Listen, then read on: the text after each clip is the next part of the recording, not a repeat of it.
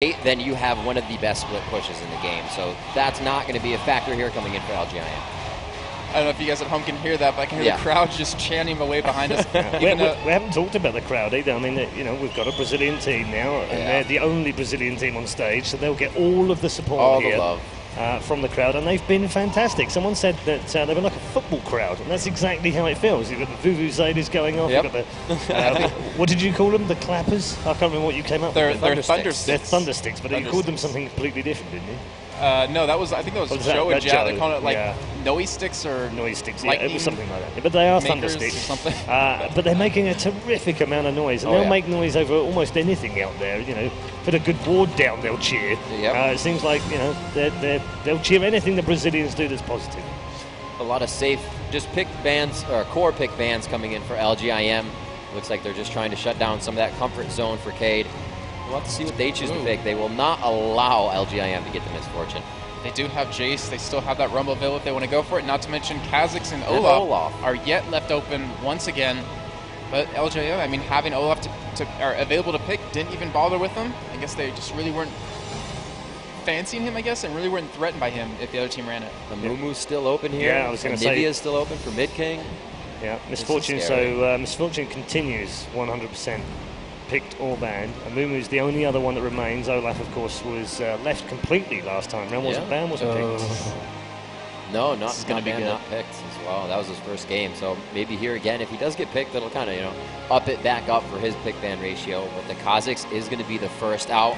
So far, that single target determination from LGIM, what will they compose around it?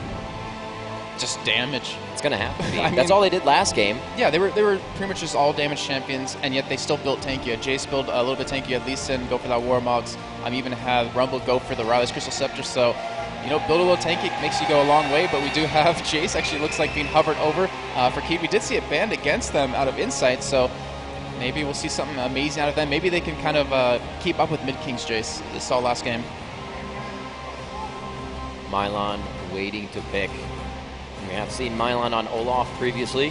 He played quite a good game for his team, but it looks like they're going to go ahead and pick out the AD carry safe from Kha'Zix. It's going to be Ezreal. You still have Nunu and Caitlyn available, though, if LGM wants to go for a kind of really aggressive push on a lane.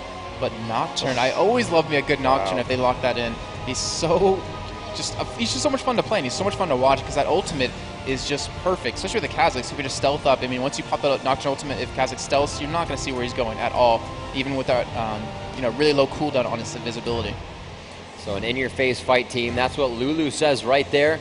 And it's going to be somewhat of a poke lane. I think it'll be a Sona coming in for Cade in this matchup with that Jace. The initiation is going to be quite good if they do pick up the Sona. And it'll also help against the Lulu lane, especially if they do choose. I don't know if they would go so much Caitlyn now. We have seen Graves previously, but we still have Blitzcrank open. This is true. And we also have the Zyra open, which is also a really good champion just like Lulu. I mean, you have really good harass, you have really good range CC. I mean, Lulu's isn't really CC, but I still say that Glitter Lance basically should be a snare with how slow you actually move when you get hit with it. Yeah, 8-0. Actually, when I play Lulu, I love just shouting out 8-0, because who else has an 80% slow at level 1? Exactly. There it is. Sona could be hovered on and chosen for this team. Loop also likes to play Taric, but in this matchup, you don't really usually throw a Taric and an Ezreal together. Well, still, you mix in the Jace acceleration gate with Sona's E to exactly. Even more Great speed. movement there. Really good chasing team, even a decent disengage. I mean, obviously more stronger for engaging, but still, with that crescendo, it offers a lot to your team. And the problem is, with the Kha'Zix in your face, with a Nocturne in your face, and then you have Lulu ulting on one of them, it's really going to cause a lot of trouble for your team. So Cade rather, are putting up damage. They do have the disengaged team so far, but with that, it looks like they do want to initiate some of these fights. Well, they still don't have a lot of damage on their team. They're going to need a top lane if that Jace isn't... Oh, okay, there you go. I would say if Jace wasn't in fact going middle, they're going to need some more damage, but with that Xin, who just naturally gets a lot of damage just with his passive, that 10% armor pen, should be quite nice. And we might even see the Locket of the Iron Solari being built on him yet again, which we saw Gambit Gaming kind of make popular. This is really interesting to see the Xin pick. It means even more aggression coming from Cade here if they want to get into that jungle and try to shut down Ring, knowing he's one of the most pivotal player for these guys. Having Ring on Nocturne and what we will see for Mid King, those two, Freak and I said before, having a mid and a jungler always just going for that is huge to have. It's such map control. Ooh, and it is going to be a lockdown. No, hovering. Oh man, if they go for this, it would be quite different because there is a lot of explosion to go back onto Eve in the initiations on these fights. But then again, it's going to be a Kha'Zix and a Nocturne jumping in for what they have to be worried about. The thing is, this is the patch when Evelyn was kind of nerfed down, so she's not as strong, obviously, as she's going to be here if they wanted to go for it. But and Elise, I mean, you have CC with her, you have tankiness when you go for that Warmogs, and you have a lot of damage because it's percent based, so it's not a bad champion overall to pick up. The Varus, though, I'm really interested to see how well that Paragon can actually use him. The last pick to fully counter here with the AP mid, if it is going to be, do they choose to actually go full AD as they hover over a Renekton? They do need to make this fight composition a little stronger, and it looks like a very strong team composed of all AD champions. Yep, we saw Gambit Gaming using this against both the Azubus and Intel Extreme Masters Katowice, using the armor shield that Renekton has stacked up, which is a Black Cleaver, even a Last Whisper. Then has 0 armor to you, basically, so you can just tear through them one by one. But it all really comes down to how well can Renekton play in lane. He's obviously one of the strongest pre-6 top laners, or solo laners, I'll say. But if you have a bad start, you pretty much just fall off through the entire game, and you basically just build straight tank, and just the only benefit you give to your team is an armor shred, which we did see Darian do. He didn't really build much damage, he just built that straight tankiness. It looks like, I don't know, I'd say Cade may want to pull out a lane swap here as well. It's going to be better to sustain, actually, to push back on Elise. Varus and Lulu is a heavy poke lane, though. I don't know if Milan would really want to set himself up for that lane. Yeah, he'd have a lot easier time against that Elise. He can just get in there with, obviously, the slice and dice. But Riv, you look at the two team compositions, who do you think has a stronger team?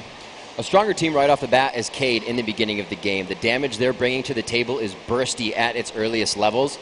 And then once it gets to that 5-on-5, or rather 5-item team, I should say, not 5-on-5, is when they're actually going to be able to fight back and forth at that even level. But for those first few levels, it's that Xin in the jungle. He's so strong, and I actually expect to see an invasion from that team. But if it goes into that late game, the reset from Kha'Zix, the mobility of Elise, the mobility of Nocturne, and the Lulu ultimate can really disengage and re-engage these fights for LGIM, and they know how to fight perfectly, so they can do that whether they want to or not. Yeah, not to mention the Varus ultimate mixed in with Lulu. Like, if you knock them up and you pop that Varus ultimate onto them, they're slow. They're obviously going to have a hard time trying to get out of or to actually release the range of his ultimate. Going to be quite interesting because they have so much damage on their team. Like you're saying, they can burst someone and just evaporate them from the entire field if they want to. But with this ping, obviously going to be a little bit of a factor, but LGIM showed last game just how well they can play with this. Okay, so LGIM currently 81% over 19% in the betting. You guys seem to think you know where the winner's going. It's going to be LGIM, according to you guys. We're about to find out. Match 3 is about to get underway at the Intel Extreme Masters in Brazil. It's time to go over to your commentary team, both in Brazilian and, of course, in English. Thanks a lot, guys. I'm here with Freak. My name, of course, is Joe Miller, a very ill Joe Miller. I'm getting progressively worse through the day. I'm not sure whether it's just because it got more humid after the rain now or what, but it's kind of catching up on me. You look better than yesterday, though. I do. You look better than yesterday. Tomorrow I'll look better again. Yeah, I don't think that's possible. You're pretty much at the pinnacle of human attractiveness. Oh, that's sweet of you. You're welcome. To get into the game, Freak. It's backwards day. It's backwards. It's backwards day. Great. So to get into the game, thanks for that one. You're welcome. Who do you favour? We heard there that Rivington said Cade are going to be stronger at the early levels than LGIM. Yeah. What do you think? How do you think this game's all going to pan out? It's going to pan out very interestingly because Cade is already looking for a very cheeky invade. He's going to spot Paragon right here. Hits the Mystic Shot. He knows he's there. They just don't have any crowd control to follow up. Unfortunately, that wasn't a Flash Frost. The Mystic Shot that shot out there. But so yes, what Rip said about the early game is very, very true. Cade is going to have pretty strong lanes. And they should have a pretty good job of this invade as well. There's not a whole lot that Incredible Miracle can do to stop them. However, the Incredible Miracle team fight lineup is pretty crazy because Elise, Nocturne, and Kha'Zix are really good at diving, and Lulu is probably the best support for any all-in bruisers. So you can actually use them as the focal point for her abilities. And so Lulu's going to be, they basically got 4 guys there who are going to be really, really good at diving in there and killing things. What surprised me is that Paragon here is playing Varus, because Varus is a fairly unsafe AD carry. He's, unlike Ezreal or Caitlyn, who are going to sit in the back and be able to kite, he's going to be kind of on his own devices, so I'm interested to see how he pans out in fights. And what about the lane switches that we may well see coming in here? Do you expect anything on that front? I was expecting to see Renekton not fight Elise. I don't think that's the easiest matchup for him. Being fully melee guarantees you're going to take damage from her. And up until you get a lot of damage out, but you can't just wave clear and then leave the lane over and over. You've got to actually sit there and kind of tough out her damage. So I don't see that top lane going very well for Cade, but I do see the mid lane being pretty okay for them. Well, we've seen blue buff going over early on to Vulcan, obviously on that Xin Xiao, and the red buff being picked up by Ring from the start. Wow, that is a very early aggression. We talk about now how much of a difference it can make in those lanes when you get that level advantage over your opponent. And that's going to be a very, very important thing here. You can see them getting very close to level 2 here. They're going to be pretty tied up, but you can see they're actually pushing the wave down. They're actually shoving the minions down, putting as many auto attacks down as possible because they want to hit level 2 first and then shove them out of lane before Sona hits level 2. Now that she's actually leaving lane and not in experience range for minions to put the ward down, she's going to be even farther behind, and they have the opportunity right here to put on a lot of pressure. And there they go. Here we go then. Auto attacks coming out on towards Raffas. Are they going to be able to finish him off? Actually flash away there by Sona. They are going to go in on towards Raffas. He will actually back away from that one. Still needs to watch out though. He's stacked up with that blight. Obviously the cooldowns at level 2 not going to be enough to pop that one, but already we're seeing that this LGIM bottom lane is looking to play a very aggressive game style. Yep, and up until Sona hits level 2, they are going to be completely zoned. Ezreal, he went Doran's Blade and no potions. He cannot sustain until he actually auto-attacks something. Sona cannot sustain until she gains some experience, which will be on this turret, but up until then, they are missing out on gold. Yep, and they're going to keep pushing up through in this middle lane. They are both now up at level 3. As you can see, Jace there just knocking Mid King back. It was at level 2. As soon as the Mid King hit level 2, he jumped straight in there onto Snolls, who was still level 1, and caused him a bit of a problem. And there you can see just him sustaining back up. You know, that flash from those potions, but here comes the gank out of Mid King. Nice leap by him. And that's a really good patience by him because very early on he used that leap aggressively and looked for kills, and now they didn't know Xin Zhao could go for ganks. He's going to play more passive. Oh, Nocturne may just get caught out here, though. Actually, will casually just saunter away from this one, but he's going to be chased down here by Vulcan. Is he going to be able to escape or flash away? Vulcan flashes in. The Fear will actually send him away, but they're going to get the kill. Are they going to get the kill? Yes, they are, just about. Jace picks it up. Mid King going to turn around now onto Snow. Oh. He'll get that double buff back, and will he be able to chase the kill? He's got a level advantage here on Vulcan. I think he can. He's going to keep moving on here. That red buff is there. He flashes for it, and that is a double kill there. Mid King, nice play. Bad times coming out when that Kha'Zix, who we've talked about over the last couple of days, he's definitely not been as highly contested as we saw at Intel Extreme Masters Katowice and at the LCS, but this is the reason why Kha'Zix is, or probably should be, that highly contested champion. He got a lot of that isolation damage from that Q. It's very, very important for him. Just the poke of the bottom lane, just pretty brutal here, really. But yeah, when you get into those sort of extended jungle fights and he gets that isolation damage on you, you start to fall over rather quickly, and you saw that right there. The damage output quite immense. And in the top lane, actually Renekton doing a good job against Lilac there. We'll see how that long actually lasts. Lilac actually being forced to pop a good couple of pots in there, and you see again Mylon going in. He's actually going to ignite. Will get stunned up. Is he going to be able to escape? There's the repel, and Mylon looks like he's going down, and just as I say he's doing well, I give him the curse. Yeah, unfortunate for him. He had opened the lane with, I believe, 9 potions and 2 wards, and he was down about 4 potions with that one in, but here comes Vulcan looking for a gank. Let's see if he can actually do anything with this one. He's got full HP. Exhaust is down on the Nocturne. The Fear was good, but it's not enough. Luke will actually take the kill away. That was really, really nicely done right there. Good gank. That lane playing aggressively over and over. And with Lash actually forced out, I'm surprised Incredible Miracle even stayed in there that long, because that was a very easy gank. Nicely performed there by Cade, but that was quite the overextension. And again, showing that in terms of kills, these Brazilian teams certainly have what it takes to, stand and bang with the best in the world. But we've seen it over and over this tournament that finishing is the real problem. Getting those global objectives, that's been the real hindrance that these Brazilian teams have suffered. And I think that's an experience thing, Freak. It is. These other teams, they're playing weekly, if not, well, probably daily against other amazing teams, the European scene, the NA scene. But the Brazilians just don't have access to that kind of range of experience to go at. They do have a sort of smaller pool of champions to play. Or oh my gosh! Would you look at that damage from Mid King? He's stealthed in. Oh, knocked away there, but is he going to get away? No, he's not going to get away. nicely finished off, and that is Mid King now 3-0-0, and Jace is probably going to have to think about going somewhere else, because he's not going to be able to farm up well against Mid King now. It's not going to get any better for him. He's going to have to sit in the back and try to farm his Shock Blast at this point, because that sort of situation will repeat itself. Mid King can pretty much one-shot the ranged minion line with that Evolved Void Spike and get that isolation damage again and again and again and again. And that's going to sort of keep happening here unless he does something different. Look at Vulcan. Yeah, it's great to jump in there and try and force Mid King away, and then you realize actually you're 3 levels behind and he's got a double buff, which is the point where you say, oh, well, I probably should just escape from that one, because you're not going to be able to stand and bang with his Kha'Zix, who actually now may have a chance to get in on Vulcan. He's actually going to let him go out. The jump wasn't the best, but they've got Ring coming around this side. Can Vulcan get away? He's going to be ignited up. Where's the fear going to send him? It doesn't even matter, because, again, the Void Spikes of Mid King absolutely obliterate him. This is that damage output is ludicrous from him. He's up, their team is up 1,600 gold. Ring is going to like walk right into that camp, and with no support whatsoever, just says, "Yeah, I'm going to take your golden buff. We know you can't stop me." And as I say that, of course, here comes these two. Yeah, bottom lane actually headed up here, but look at Ring. He is going straight in there for Ezreal, force him to arcane shift over the wall and get away to safety. And that is just the sheer brutality of and the confidence of these Korean players. With that bottom lane there coming up, yes, they might have not been able to keep him alive in time, but he was going to damn well make sure that he put his damage down to make sure that bottom lane could get something after.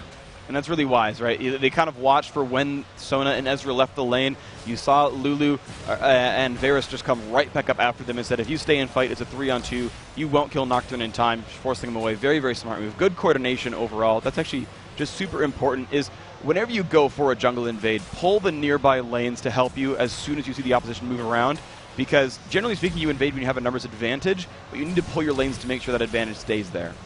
Right now, it's over a 2,000 gold lead, 5-2 in kills. No turrets up until now. We can see that bottom lane again. He is being pressured. And actually, Luke may be in a little bit of trouble here. Will be able to get himself out of danger. But these wards in the rushes, for Varus in particular, well, he's skilled 3 points in piercing arrow. He needs to have that vision in the bush to make each one of those arrows count. And exactly what those wards are for, of course. He's been able to poke that lane out so very well. And, you know, Riv called it in the very beginning that when you grab Lulu, Sona is the likely support to put against that, because you need it sustained to deal with all the crazy poke that this Varus Lulu lane can put out. And when you look at that, they're only down 5 minions. They've got a kill in the lane. They're only down 5 minions. Ooh, that Crescendo missed. Well, the Crescendo did miss, but we will see the Ezreal ultimate coming out there onto Lasher, but Paragon is hammering away on Luke. He's going to miss his Q, but it won't matter. An auto attack to finish off. Raffles actually has no mana remaining here, and Lasher putting down the ultimate on himself will keep himself alive. Another great play out of LGIM. That was absolutely great. And the ultimate coming out, that Tendril of Corruption as well, was required there at the very end. You saw Lulu just out of range. In this top lane, actually, we are seeing the gank coming down on towards Mylon. How do you escape from Mid King? You pop your ultimate, but it just doesn't matter. He's 4-0-1. Lilac getting himself now up to 2-0 as a result of this one. This is just snowballing out of control. And speaking of Snow, Snow is going for a little bit of damage there in the mid lane. Ring not quite taking enough damage to go away. He'd have to push himself back. Riv leans over and smiles like, nice job. Jason Kaplan, I give lessons. Well, Jason, I'm coming for you on Jason's level. I don't know. Ring's going to have to back away from this. Ooh, the Shock Blast going through, not quite got the range. Now Lash is coming in to help out with this one. And we can see that Cade just saying, well, we don't want a piece of that one. If you look at the levels here, like level 9 Kha'Zix to level 7 Jace, there's no one that can really compete with these Kha'Zix. I mean, Renekton is the closest at level 8, and we just saw in that last one with Elise there to help lock him down. The single W coming out there onto Snowles, and he's down to half HP. He's in an incredibly good situation, and Snowles is building so squishy. He's got nothing in armor or health in his build so far. He's about a couple thousand gold into his build, 2,700, about 2,000 really in his items right now, and nothing helps him survive that lane. And that's kind of the problem, is he had the really bad level 1 or level 2 where Mid King shoved the lane, then leap Q'd and got him down to half, used all his potions, went back in, kept fighting. Now Mid King's so far ahead in items, he just is going to be that bully. When you let an assassin get ahead of you in lane, there's not easy coming back. Yep, and again, down in this bottom lane to counter those wards in the vision. We've seen pink wards being put down by Cade, but again, the piercing arrow. It's almost half of his health there gone, Ezreal. He just can't stay with him. Again, he's a level behind. We've got the Vamp Scepter, Doran's Blade for both players with those boots as well. But Sona's literally just having to heal throughout this entire time. As we are going to see once again Snowles in the middle, gets ignited up, flashing from mid-king. It just looks like someone playing against me. Oh, and in the bottom lane, another kill coming up there. Nice pickup there. Again, that Tendril of Corruption just so very good. Chain of Corruption, I should say, is doing a heck of a lot of damage, rooting them in place, and the team just follows up. Crescendo, of course, not enough for those. And this is what LGIM is doing, is they are just going in for kills in that bottom lane. He's a source of crowd control. That's what he's for. It's not about the team fight. It's about winning their lane so hard, because he'll just CC you, be able to land the piercing arrow, play from far back if he needs to, and just your team just takes so much damage from him. And right now, the only one with a kill, well, I say the only one, Sona, as well as the Jace. Jace actually going double longsword once again, so no direct protection for him again in that lane, as we see Dragon being done by Incredible Miracle. And that's going to be obviously for free. That puts them now 6,500 gold in the lead after 12 minutes. This is not looking good whatsoever for Cade in this tournament. I mean, they've already lost game number 1. Losing this would pretty much mean now it's all but mathematically impossible for them to go through. There's a very, very low chance for them. I think they need a very fast... This game looks to be completely in Incredible Miracle's hands, so assuming that they do win this one, Cade needs to have an extremely fast win against the Nexus, and I believe that... actually, I can't math out the rest of the matches, but basically I think they need to look for a three-way tie at 1-2 and turn that one around there. Yeah, and that's the dangerous part, because the Nexus managed to stretch that game against LGM quite long, considering how one-sided it was, which means in the grand scheme of things, Cade have to do the same here, but I just don't see it happening right now. Well, we'll see. Right now, they've got a rough time in front of them. However, that said, there's not amazing game-ending potential from LGIM. They don't have that same comp as last time, where Jace was just destroying everyone. Mid-king playing Jace and just doing so much damage from long range. Here, they're much more all-in. It is harder to dive towers here from LGIM, so I feel like even if they're farther ahead than they were in their first game of the day, closing the game out will be more difficult. Well, we can see that the lane's being pushed up. 2 out of the 3 outer turrets are down. Blue buff is available, and we can see they're coming in. He actually will be smited away there by Vulcan, not wanting to risk that anymore.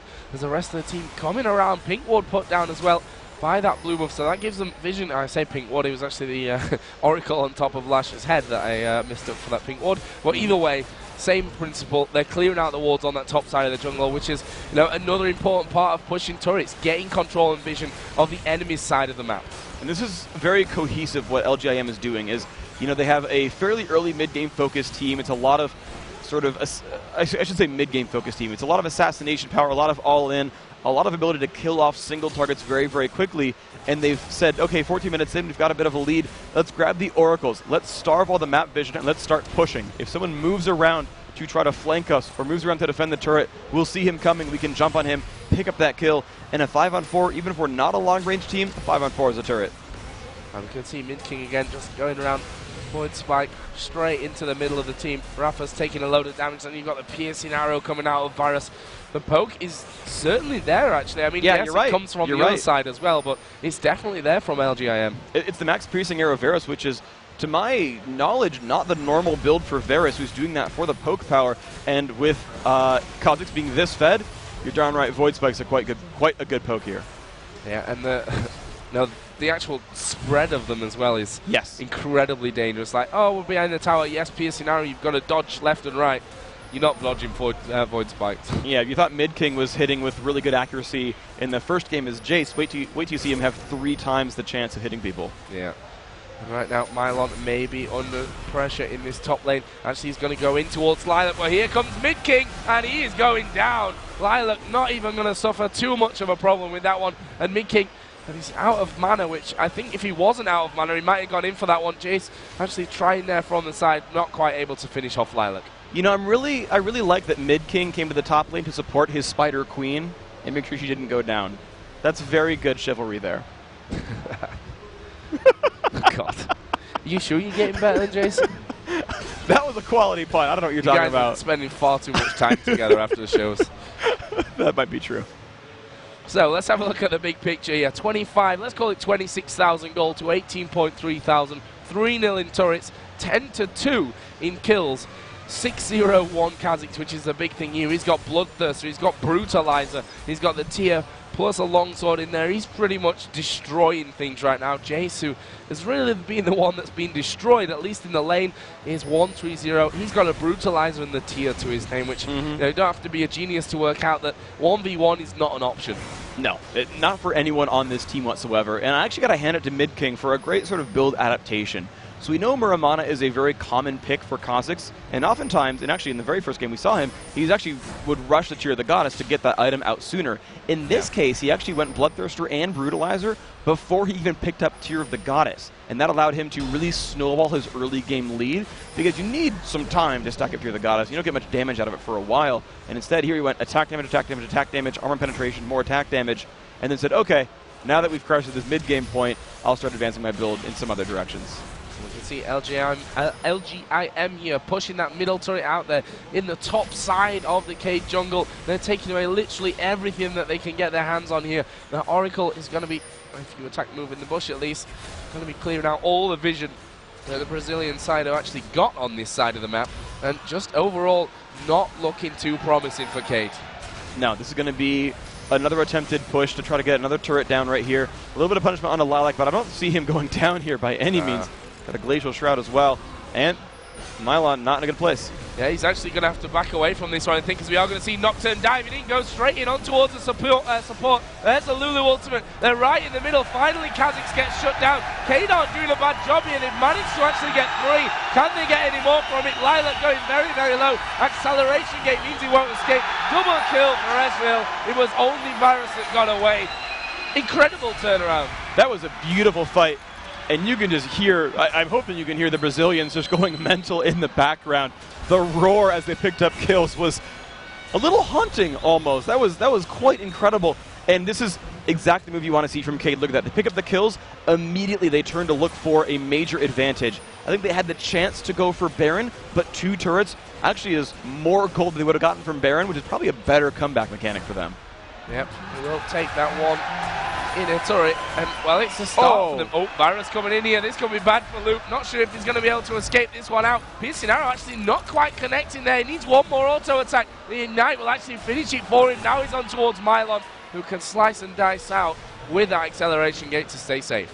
That was a really silly recall from Luke. He did not need to be so close to the enemy territory when he recalled there. So a bit of a mistake on his part, and that actually gives Incredible Miracle the chance to go for Baron on this one. Look at them go in.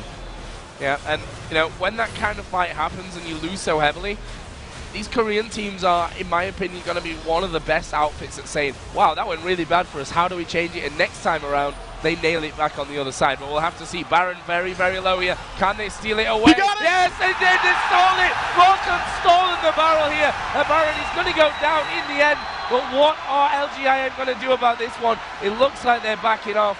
And my God, can you believe it? They take 4 kills out of the last fight. Then they steal a Baron. I'm just going to let them talk for me. The chanting, the cheering. I mean, LGIM crushed the heck out of their first game, and Cade was 0-1 in this group, and this game just got close. That's quite the feat. That is an amazing set of plays right there.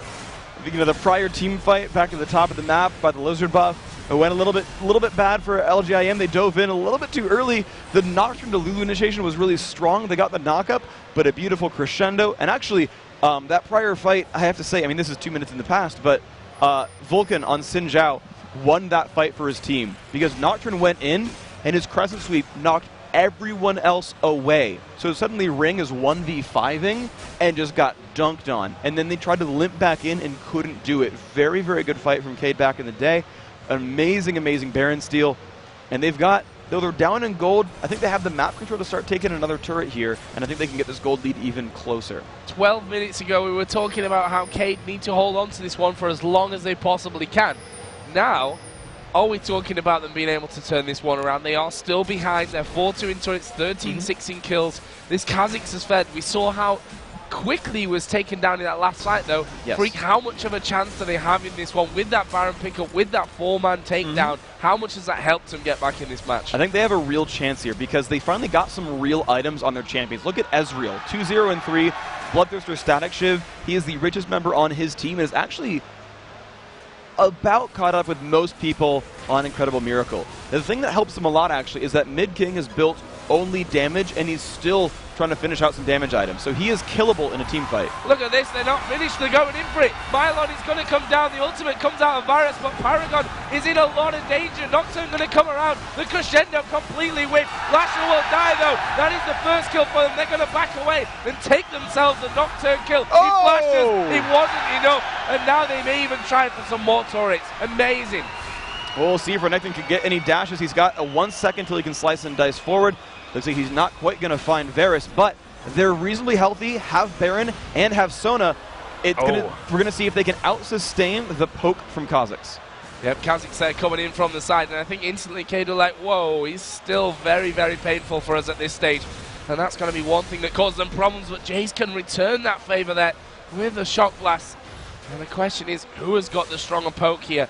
And, well, the other problem is the LG IM have now respawned quite a few men, and you can see that Cade, realizing that, decided to back right off.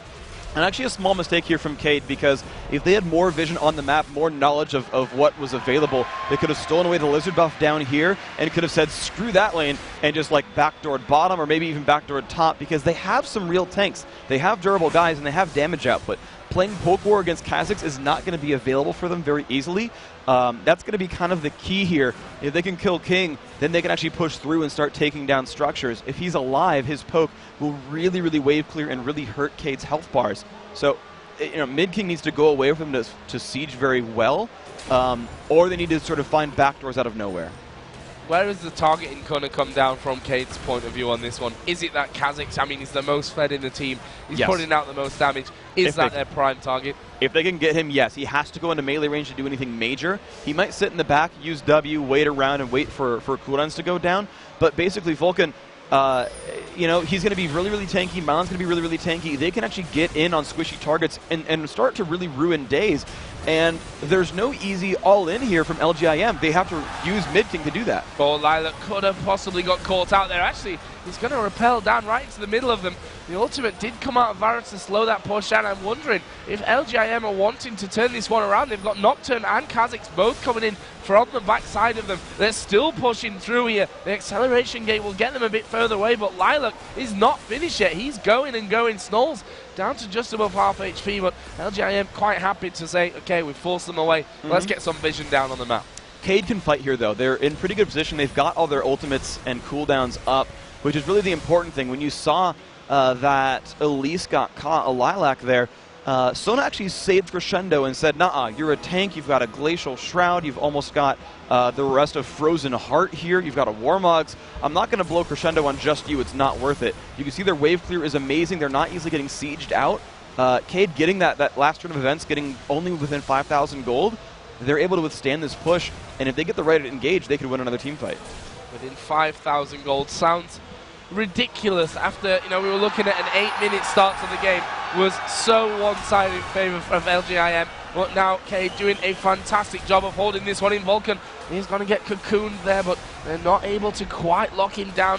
Mid King still doing a good job with those Void Spikes of putting down as much damage as he can. There's a pressure back. Is Vulcan going to go for this one? Slowed down, but he's going in. Lasher under pressure. He's got the flash. He actually got knocked up there just as he got over the top. And Ring may well be the sacrificial lamb. Lasher goes down. Paragon goes down.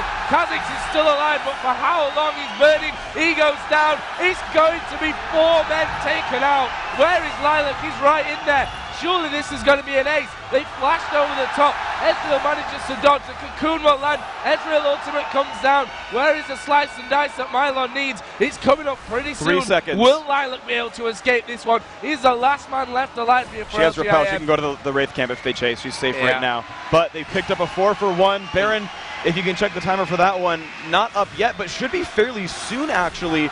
And they have the champions to kill Baron. Instead, they're going to back right away, knowing they don't want to give the counterattack Baron. Unfortunately, 4K did not get a single major objective off that team fight, but did throw that lead down to 3,500. I'd love to give you the time, but we don't have timestamps. That's okay. We'll get the next one. We'll fix that for next game. Okay. We'll get the next one. Okay. But it is very soon. It's within 30 seconds of now, which is why they recalled. And you can see them all running to the left of the map. Both these teams know that's next. Paragon's going to run up. And, yep, there's the pings coming out. You can see that on the minimap. Cade is pinging this. They know this is the next major objective. And such perfect timing here. Lizard Buff is up for Rafis, which is huge.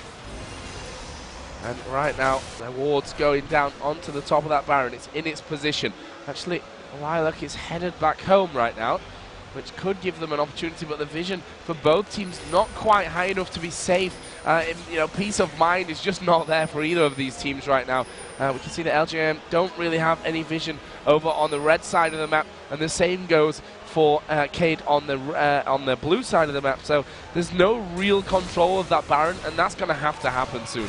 Now, the only thing that's really there is the one pink ward, which at least gives Cade peace of mind. The only reason they're able to go for this blue buff right here is because they know that Incredible Miracle are not going for that themselves. However, if they send anyone else but Ezreal to this bottom lane, they give that as an availability. And here they go. LGM's going to start. They might get stopped in time, but it's going to be close. It's going to need to be a steal at this point. The acceleration gate's helping everyone out. Here comes the Ezreal ultimate.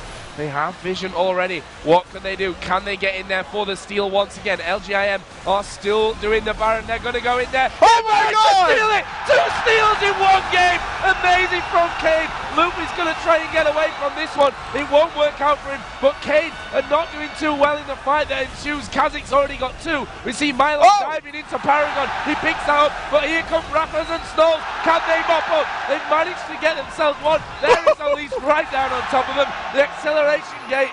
Oh my God, Freak. And then made 2 steals. I can't believe it. Oh my gosh, that is loud. It's incredible. Absolutely incredible. Well, I'm speechless. I'm sitting there like jaw open. I have no words. Cade, you found a couple of 10,000 new fans. You found thousands of new fans because, dang, some of these fights, quite good for you guys. And it looked so difficult, too. Renekton failed to slice and dice over the wall. Xin Zhao was not in range, had no flash. The only thing they could have done was the accelerated shock blast from Snulls. And at the beginning, I said, you know, he's only itemizing damage. He's going to be frail in this lane. It's going to be difficult for him to survive mid-king. But that damage he itemized, he's now 6-4 and 8. The damage he had allowed him to steal away Baron. And it looked so bleak at the beginning. Yeah, they stole Baron, but 1-2 kills went right away in LGIM's favor. But Mylon dove right in, killed off Paragon, and that was something I brought up that might have been a difficult thing for LGIM. They want to all in, but how are they going to keep Paragon safe? They couldn't. He got dropped, and now you're kind of seeing that come out here. Yes, Mid-King's going to be incredibly powerful. He's got a lot of damage, but what's their fallback plan if they can't win by all-inning? Well, we've just seen there. I mean, that fight was going well for LGIM until Snowballing and Rappers actually joined properly into that fight right at the end there. Yep. And it's just a clean-up mission. They were full HP, and you just can't afford it. I mean, like you said, Paragon actually put his ultimate down on the first 3 men that were there, which is like the 2 that are doing the real damage weren't even part of that attack. So he had nothing to survive with by the end. And Elise obviously suffering the same fate. Cade going to go home. And how much money have they got? Actually, not that much. They went back earlier on. Now, here's going to be the real test, though, for Cade, is we've seen this time and again. The Brazilian teams can make these games neck and neck. They can get some brutally close games in this tournament. We have not yet seen them close out a game successfully, except against another Brazilian team. And that's going to be the real difficulty here. Cade has Baron. Cade is basically winning this game. They gave up Dragon. They haven't killed another turret. They haven't gotten a whole heck of a lot done for themselves. They're going right back down mid lane trying to get an inhibitor, but there's outer turrets all over the map available for them. You saw them right at the front door of top lane, and they 5-man recalled because, hold on, they might be looking at mid. To spend. Exactly.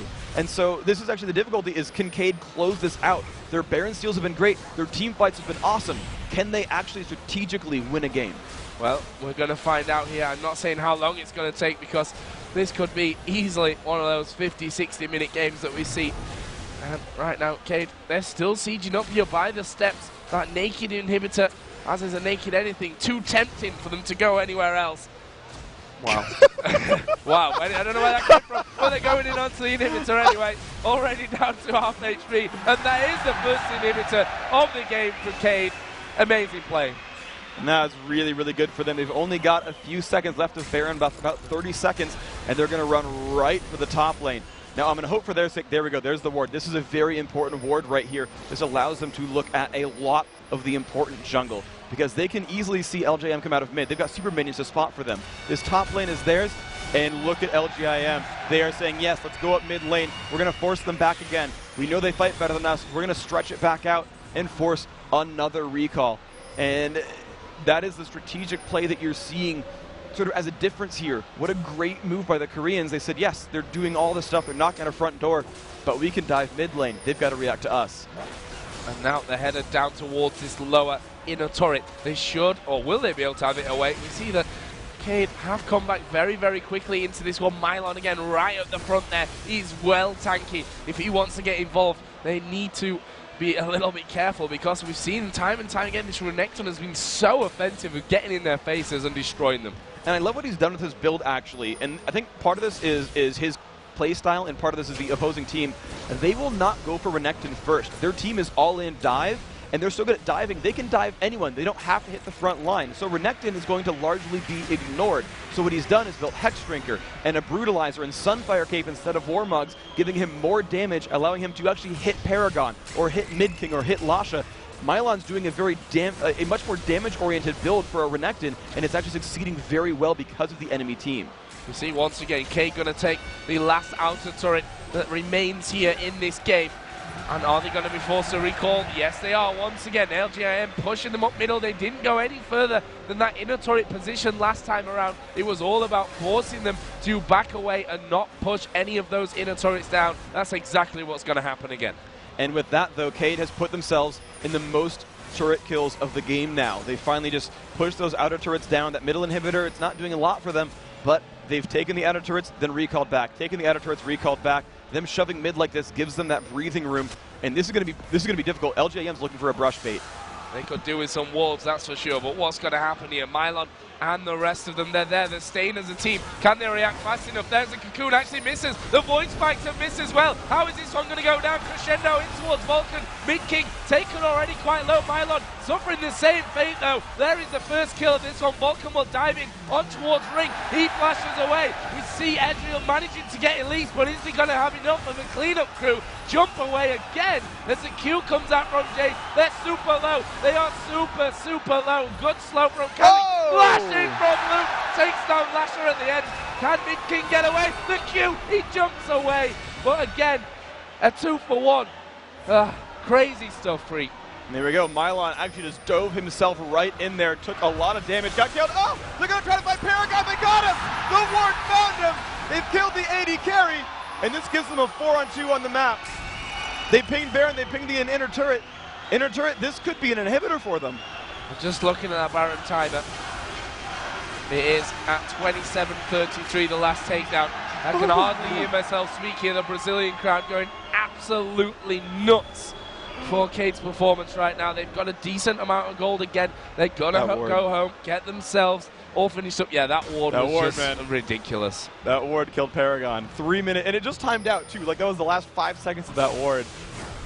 I'm sorry, I just felt like talking about that ward. Please continue, Joe. Well, you said it was an important ward when they put it down, and look what it turned out to be. Soothsayer Freak.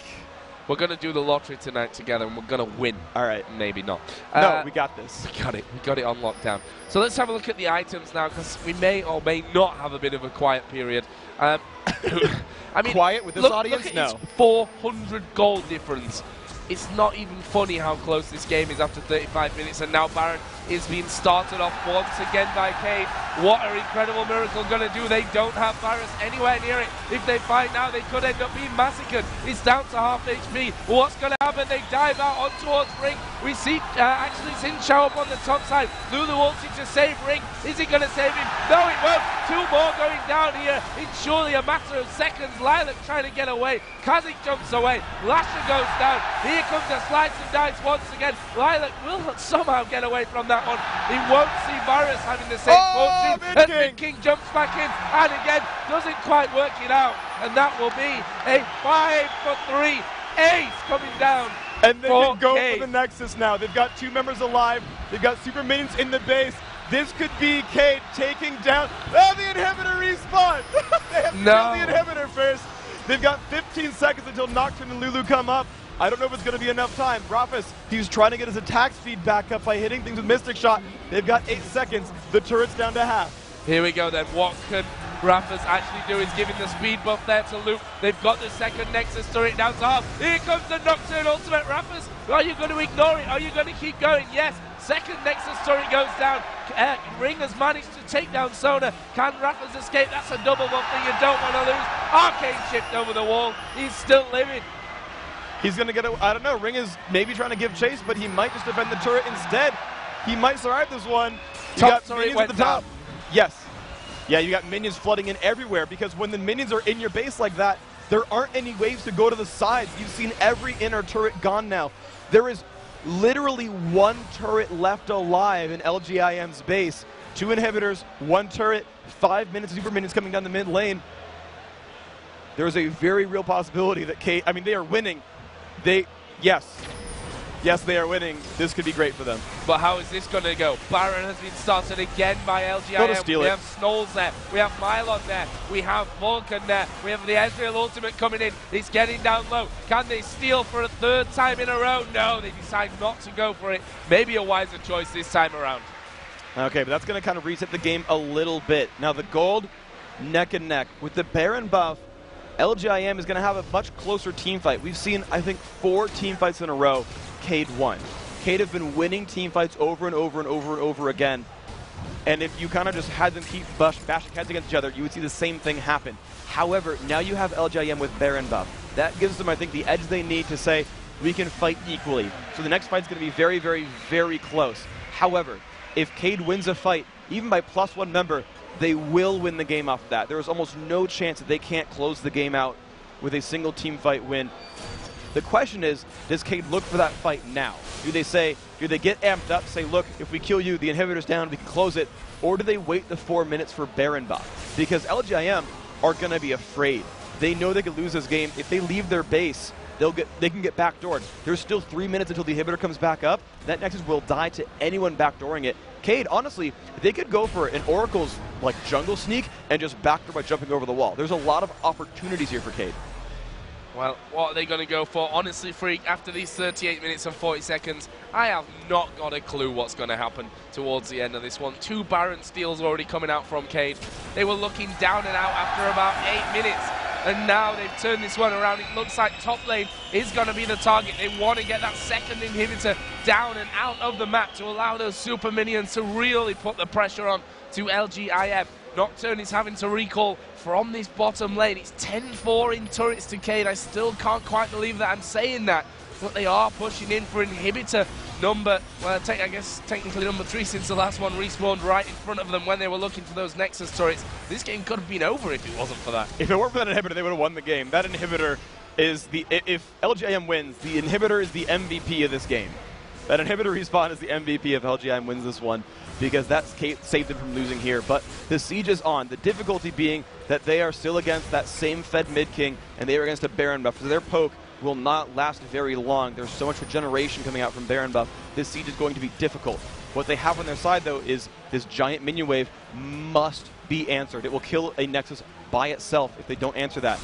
Cade are going to take away this golem buff. They've still got about a minute and a half left of an inhibitor down, and they have those 90 seconds to siege. If they can get something from that siege, they might close the game out. If they don't, they're going to have to wait till Baron is gone and look for another opportunity. Cade once again coming in towards his top lane. The inhibitor is open again. Jace just spamming those Qs wherever possible. Every little bit of damage helping this siege that they can... Well, they're trying to put down to getting onto that inhibitor. Up until now, though, LGIM doing a fantastic job of completely repelling everything that Cade have thrown at them in this top lane there by that inhibitor. Have they now got a chance, though? Because we've seen Lulu and Varus back away a little bit from that one. Have Cade got what it takes to take this one? They certainly can. They certainly can. And you've got a Baron buff with only a minute left. Inhibitor coming back very, very soon. 1 minute, I don't know. They haven't put much headway at all in this inhibitor, and inhibitors regenerate health. So, I mean, the fact that they haven't done anything really major here and are still kind of waiting and hoping they can put out damage, they are just simply not able to siege. Let's watch this next wave. It'll get wave cleared just like the rest, and there is just no headway being made. And this could be a difficulty for Cade because they're just afraid. Look at that. Mid King eviscerates the minion wave. Piercing arrow comes down. They need to actually win a fight to push, and you're seeing that here time and again. They have to actually win a fight to make these pushes work. And we can see that on the minimap, everybody is going home for Cade. What do they have in terms of cash? Decent amounts to be spending, but at this stage of the game, we're pushing right up to there towards max builds. It's only 41 minutes in, Freak. It feels like at least a 60-minute game by now. That's how action-packed this one has been so far. Are they going to be able to do it here, Cade? They've done so much already in this match. I just hope from a neutral standpoint, I have to say, the comeback as a neutral here is just magical. And you can't help but get kind of won over by this Brazilian crowd because they go absolutely crazy when things. They cheered because they started pushing top lane 2 minutes ago. They are just an immensely amazing crowd, and they've got a lot of chance here. Honestly, Cade and Brazilian esports in general, they're looking great. The siege is back. Baron buff is now gone, which helps Cade quite a bit. The thing is, I still don't think they can actually push through like this. I think they've got some good poke damage, and that's nice. But I don't know if they can completely push through. Oh, actually, Mylon just started to work his way forward there. Avoid Spike coming down, not doing super amounts of damage. You should note now that there is a Guardian Angel on mid-king as the thunder rumbles here overhead. Is that going to be a sign for this Cade team? Is it time to go for them? Well, doesn't look like it. Oh, Cocoon landing there onto Mylon. It's good damage, but again, Cade backing off. I actually like the synergy with the weather that Cade has. They've got Shock Blast and a Static Shiv with a Thunderstorm overhead. I think they've got the elements in their favor. The power is on their side.